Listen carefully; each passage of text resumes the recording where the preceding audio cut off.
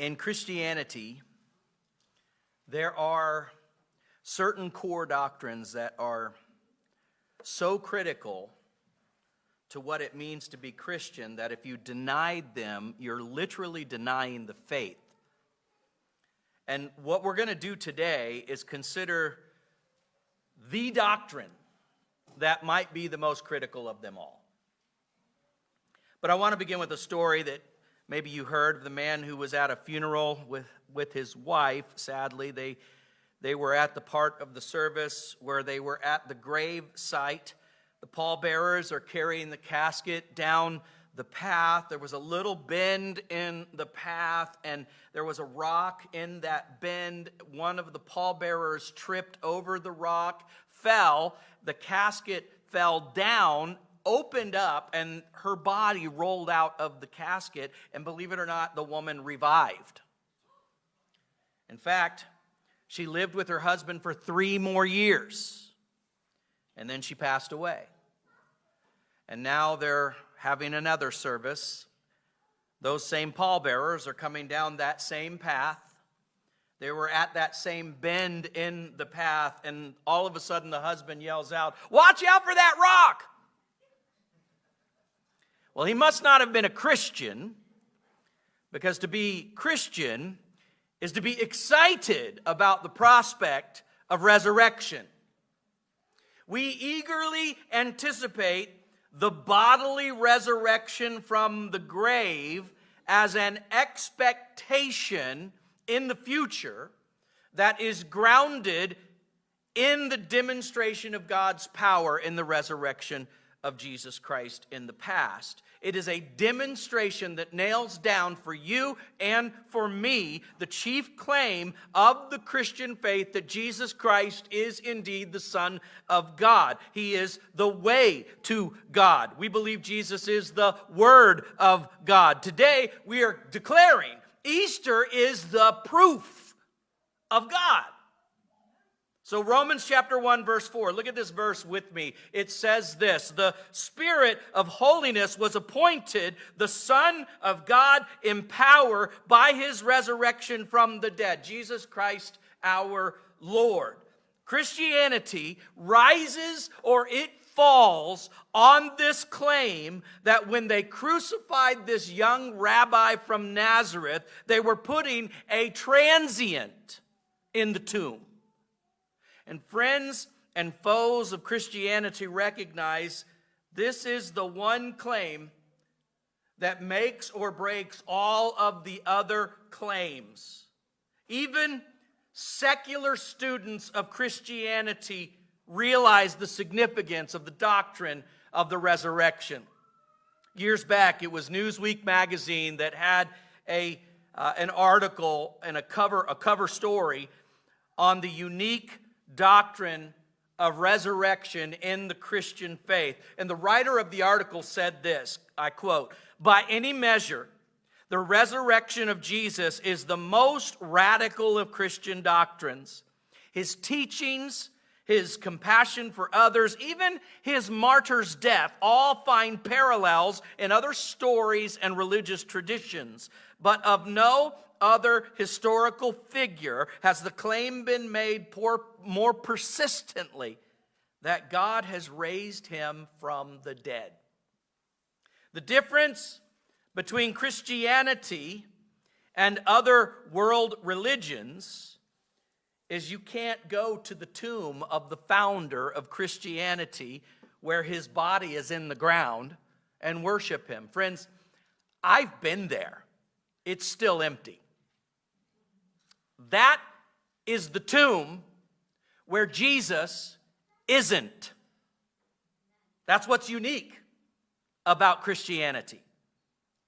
Several years ago, Tiger Woods won the Masters golf tournament for the second time, and he was asked what he would say to Bobby Jones if he was alive. Now, Bobby Jones was a great golfer. He was literally the Tiger Woods of his generation. He designed the Augusta National Golf Course. He died in 1971. That's even before Tiger Woods was born. So Tiger was asked, what would you say if Bobby Jones walked into the room right now? And Tiger said, well, first question I'd ask is, how'd you come back? If I go out, all I want to know is, how do I come back?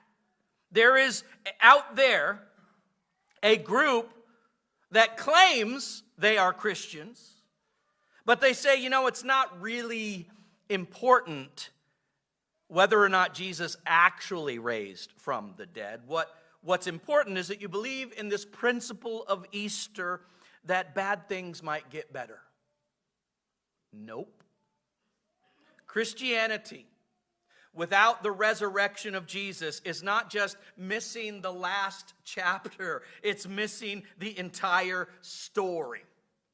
Paul said in 1 Corinthians 15, verse 14, and if Christ has not been raised, our preaching is useless, and so is your faith. So write this down. If the tomb is not empty, then Christianity is. It's that simple.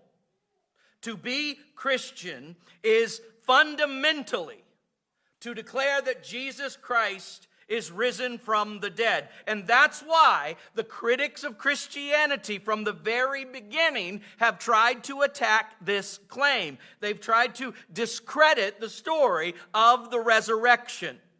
Now, on this much, all of us agree, whether we are Christian or not, whether you are a friend or a foe of Christianity, we all agree on three things. We agree that Jesus of Nazareth, this amazing rabbi, was indeed crucified by the Romans. We all agree that the Jews took great effort and precaution to seal up the tomb. They literally put a seal on the tomb. They put guards at the tomb. And we all agree on this. His body is missing. Now, what happened? I believe to be a Christian is to live by faith, not by sight. I don't believe that means I've got to turn my brain off. I don't believe faith means I've got to stop using my head and just walk by my heart now. What we're going to do this morning is we're going to actually examine the evidence and ask ourselves, what is the most credible and best explanation for what happened to the body of Jesus? So I'm asking three different questions this morning, and here is the first one that we're going to ask. What best explains the gospel record? There's 4 accounts: Matthew, Mark, Luke, and John. And they appear very early on the scene, and every single one of them said, Jesus Christ is risen from the dead. Now, critics are going to claim that Matthew, Mark, Luke, and John are just fabricating this story designed to support this myth of the resurrection of Jesus. If that's true, then let's ask some really hard questions. Number one, why don't they include any eyewitness description of the resurrection? If I was going to write a lie about the resurrection of Jesus, I would have somebody that was actually there, that actually saw this happen. Do you realize there is not one eyewitness description of the actual resurrection? And why did they portray the disciples as kind of dull and even hostile to the idea of resurrection? I would have written the story as if they were expecting it to happen.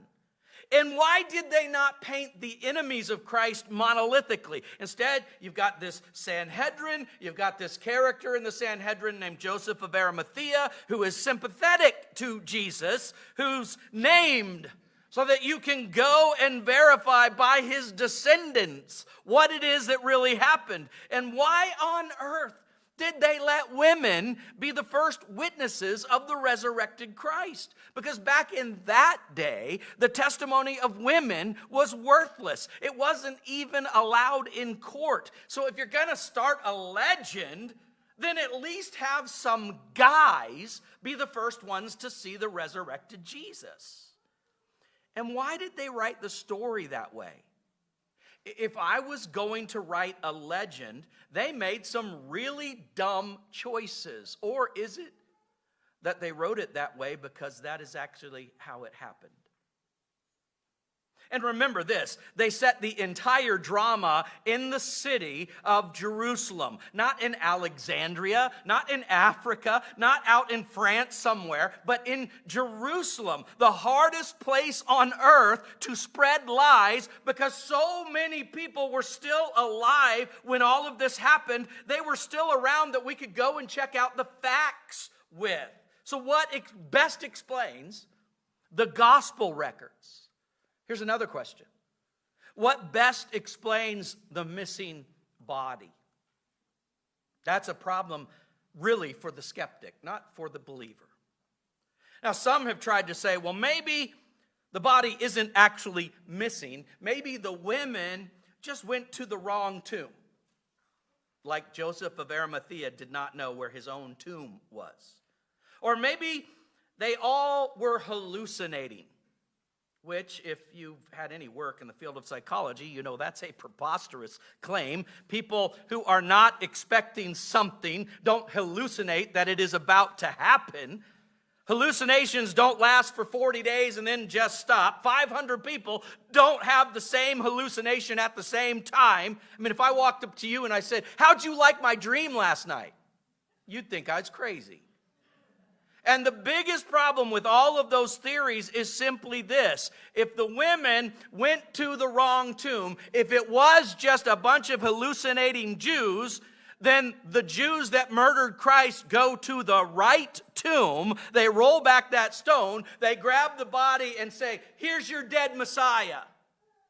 And Christianity dies. There is not an ancient or secular writer who argues the body is actually still in the tomb. They all admit from the very beginning that the body of Jesus is missing. So what happened to his body?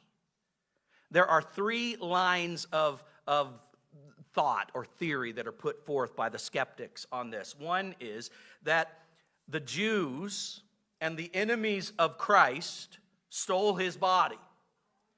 Of course, the question is why? Why would they do that? What would be their motive? Why would they help start the very thing they were trying to stop? If they had the body, they could have produced the body and ended Christianity. Remember again, Christianity was birthed in Jerusalem, the hardest city on earth, where it would have been to start something new like this. And all the critics did was just simply threaten the disciples, "You need to stop preaching that this man has been risen from the dead. We're going to put you in jail and we're going to beat you if you don't." Because that's all they could do. The enemies did not take the body of Jesus. The most popular theory is, well, the Christians, they're the ones. The disciples of Jesus stole his body.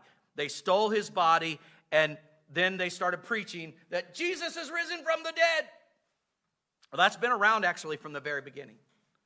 Matthew chapter 28, read this with me in your own Bible. This is what it says. Verse 11, while the women were on their way, some of the guards went into the city and reported to the chief priests everything that had happened.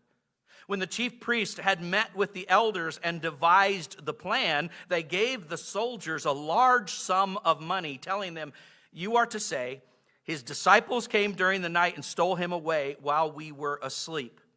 If this report gets to the governor," that's Pontius Pilate, "we will satisfy him and keep you out of trouble."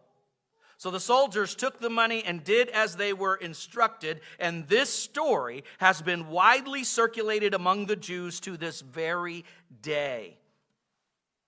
But this story has some problems. First, guards in those days had a very great incentive not to fall asleep. It was called death. If you fell asleep, you died. Why did they have to actually be bribed if what happened was really true? What court of law, by the way, accepts testimony from people that were asleep? I mean, when have you ever heard a lawyer say in the middle of a trial, "Could you please recount for us what happened while you were sleeping?" Now, how did these disciples, if this is the way it went, how did these disciples sneak past these guards who were literally right in front of the tomb, take a almost 1-ton stone, roll it away without making noise, take the body of Jesus without making noise, and get past the guards again and get away. And nobody woke up. But here's the biggest problem, actually. What's in it for the disciples? What's the gain? You say, well, they could preach that Jesus was risen from the dead, and there's no body to prove them wrong. Well, what did they get out of it? Did they get fame? Did they get riches? Did they get notoriety? What they got was they got kicked out of the synagogues. They got fired from their jobs. They got run out of their homes. They got thrown into prison. They got tortured. They got murdered. Now you have to understand something very important. People will die for a lie if they believe that it is true. But people do not die for a lie when they know it's not true. You've heard the name of Charles Colson. Chuck Colson was a very important figure in the Nixon administration. He was one of the men involved in the famous Watergate scandal. He went to prison for that, and in prison he found Jesus. He became a very powerful evangelist in his day. He's passed on now. He's with the Lord now. But he was asked one time what lessons he learned from the Watergate story, and he said, you know what? I learned to believe in the story of the resurrection of Jesus Christ. And here's how he explained that. He said, there were only 10 of us who knew the truth. Myself, Ehrlichman, Hodelman, John Mitchell, a handful of others. We were absolutely devoted to Richard Nixon. We had just helped him win a landslide election. The ugly Asian war was over. We were on the crest of a wave. You cannot imagine the power that we had. We managed billions of dollars. We could pick up a phone and armies, generals of armies and the Navy, they would jump to attention. We had private planes that would fly us all over the world, wherever we wanted to go. We had red-jacketed servants that would cater to our every need. We could pick up the phone and call the National Gallery and have a priceless piece of art hung over our desk at a whim. And yet, when we started to get some pressure to cover up this lie, just 10 of us, we could not do it. And there wasn't a threat of execution. There was the threat of embarrassment, maybe a small jail sentence, and every single one of us cracked. Because the human instinct for self-preservation is that strong. People will die for a lie if they believe that it is true, but liars make terrible martyrs. And the early Christians did not go all over the world, get tortured, get crucified, get burned in oil, have their skin ripped off for a lie that they knew was a lie, and none of them cracked. The disciples did not steal the body of Jesus. One other theory about the body of Jesus actually came much later, about the 18th century. It's called the swoon theory. If you've never heard of this, it argues that Jesus had a resuscitation, not a resurrection.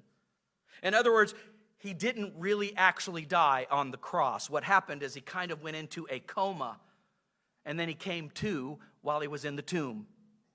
And the disciples just believed that it was a resurrection. So here's what that theory is asking you and I to actually believe. I'm supposed to believe that the Romans flogged Jesus, and we all know what that means. And they crucified Jesus. They put a spear in his side to actually make sure he was dead.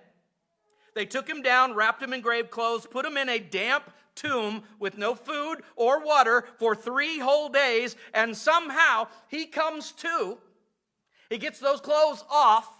He, by himself, rolls back a stone from the tomb, from the inside, mind you, fights off the guards, beats them up, walks for miles, presents himself to his disciples and says, I have raised from the dead. Don't you want a body like mine? It takes more faith to believe that than it does to believe in the resurrection of Jesus. Forgetting the fact that the Romans themselves were experts in how to kill people and how to know what death actually looked like.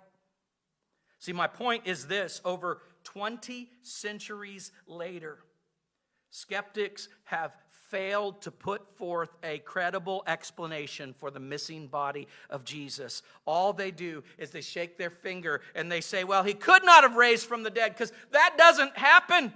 It's never happened before, and it's never happened after. Therefore, it couldn't have happened to Jesus. And we're going to get to that in a second. But I want to look at one more question with you, and that is this: what best explains historical Christianity? How do you even explain historical Christianity becoming a world religion? You go all the way back to AD 35, and if you were a betting man, which one would you put your money on? Who's going to survive? The global Roman Empire or this new Jewish cult called Christianity? How do you explain this little religion getting catapulted all across the earth by men and women who were ready to die for what they believed? Again, remember, where did it start? The hardest place on earth for it to start if it wasn't true. It's there that the very first sermon in Jerusalem is preached by Peter. Acts chapter 2, verse 24, he says, "But God raised him from the dead, freeing him from the agony of death, because it was impossible for death to keep its hold on him." You go one chapter later in the book of Acts, and Peter says, "You killed the author of life, but God raised him from the dead. We are witnesses of this." Paul preached the exact same way over in Acts chapter 13. Read it in your own Bible. Paul said this: "Fellow children of Abraham, and you God-fearing Gentiles, it is to us that this message of salvation has been sent. The people of Jerusalem and their rulers did not recognize Jesus, yet in condemning him, they fulfilled the words of the prophets that are read every Sabbath. Though they found no proper ground for a death sentence, they asked Pilate to have him executed. And when they had carried out all that was written about him, they took him down from the cross, laid him in a tomb, but God raised him from the dead. And for many days he was seen by those who had traveled with him from Galilee to Jerusalem." They are now witnesses to our people. You understand, they actually name these witnesses in their writings. They say, he saw him. He saw him. She saw him. They were still alive when they were doing this. That's because they were literally challenging the readers. Go check it out. Look at this. Look it up. Verify. We are telling you the truth. Why did they start meeting on the first day of the week? Why was that special? Why did they put such an emphasis on this ordinance called baptism, where you bury somebody underwater and then you raise them up and declare now they can live a new life? What about the critics like the brother of Jesus, James, and this rabbi Saul that was murderously persecuting Christians? What happened to them to make them now become defenders of Christianity, willing to die for it? Why did they suffer persecution and murder gladly? Because they had witnessed a miracle. And at some point, it ceases to be a historical issue, and it becomes this philosophical issue about whether or not miracles are actually even possible. People say it didn't happen because it can't happen. Well, guess what? I agree. I contend there is no way naturally that Jesus was raised from the dead, but we are declaring that the resurrection of Jesus was not a natural event. It was a supernatural event. And it is indeed the best explanation based on the evidence. It simply requires this hypothesis: God exists. Now, that means taking a leap of faith.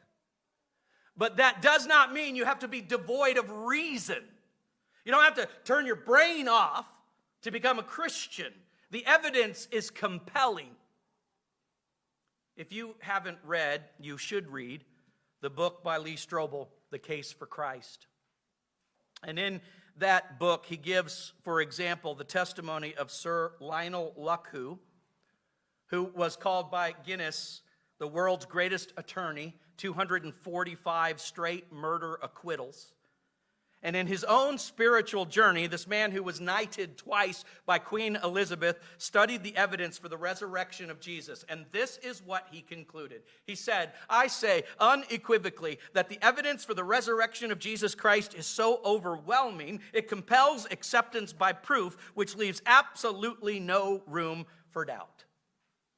In the same book, he tells about being a moderator at a debate between William Craig Lane, a Christian apologist, and a speaker chosen by the American Atheist Society. Happened in 1993. 8,000 people were in attendance. Over 100 radio stations carried this debate live. He said it was so amazing, as Lee Strobel said this, as I stood on the stage, I literally could see the faces of people change as William Craig Lane laid out for them the evidence of the resurrection. 82% of the people that were there that night said that the Christian case was the most convincing. And the amazing thing that night was, of that 8,000 people that attended, 47 people came to that building as an atheist, and they left as a believer in God's Son, Jesus. But not one person that night converted to atheism. And then there is this amazing story of a man that was named Dr. Anthony Flew, F-L-E-W. For many years, this brilliant English scholar was the atheist's greatest champion. He held debates all over the world. But back in 2004, he kind of shocked the world. He released a book entitled An Atheist Turns to Theism. And in that book, he argued, quote, I had to go where the evidence led me, and the evidence leads me to believe there must be some grand creator or designer that explains our existence on earth. Now, he's not claiming that he's a Christian. He's simply arguing that the evidence is too overwhelming and compelling to believe anymore that everybody and everything is just an accident. Now, over the years, he became friends with a man named Dr. Gary Habermas, who actually teaches at Liberty University, and they became good friends. They actually had several debates on the possibility of resurrection. And Dr. Habermas, who became a friend of Dr. Flew, said, now that you have become a believer in a greater power, can you concede that the resurrection is at least a possibility? And he said, I must concede that. And he asked Dr. Flew, then what about the resurrection of Jesus in particular? And this man, who up until 2004 was atheism's greatest champion, said this. Look at it with me. The evidence for the resurrection is better than for claimed miracles in any other religion. Is the real problem in accepting the resurrection of Christ a lack of evidence? Or is it a lack of will to bow to the implications of the evidence? I think it is the latter. The German theologian Hindenburg has it right when he says the evidence for Jesus' resurrection is so strong that nobody would question it except for two things. First, it's a very unusual event. And second, if you believe that it happened, it has to change the way you live. There's the problem right there. Most doubt is not intellectual. It is moral. I don't want to surrender to anybody. But friends, you have to realize this. If the tomb has surrendered to Christ, then I must. The problem is not really our head. The problem really is our heart. I believe Jesus is the Son of God. I believe he is the way to be right with God. I believe by his grace you are saved, and by his blood you are cleansed. I believe every single page of our Bible points us to him. And I tell you this because I'm bringing you to a point of decision. It is time that some of you need to get off the fence and you need to decide. Are you going to acknowledge that Jesus Christ is Lord or not? And I'm talking to some people who've actually been going to church for a long time in their life, but you've still sat on the fence. And the problem is not the evidence. The problem is the implication of the evidence. I remember when I was a boy, I studied the eruption of Mount Vesuvius in Pompeii, the city that was covered in that eruption. I found it compelling, just even as a child, when I looked at this. And over the years, there have been a lot of historical digs, and archaeologists have uncovered all kinds of interesting artifacts outside of Pompeii. But one of the most interesting artifacts that they did uncover was this gold and silver statue of the god Mercury that was held in the hand of a woman who was buried in lava. And the irony was, of course, Mercury to the Romans was the god of safety. It's not that she didn't have faith. She had faith in a God who was not worthy of her faith. And today I declare to you that Jesus Christ is worthy of your faith. He's worthy of our adoration. He's worthy of being declared Lord of every part of my life. And I've decided that I'm going to worship him with all of my head and with all of my heart. I'm betting my life on this side of the grave, and I am trusting my life on the other side of the grave, that Jesus Christ is the risen Son of God. And it's time that you make a decision about that in your own life. So what we're going to do is we're going to sing a song.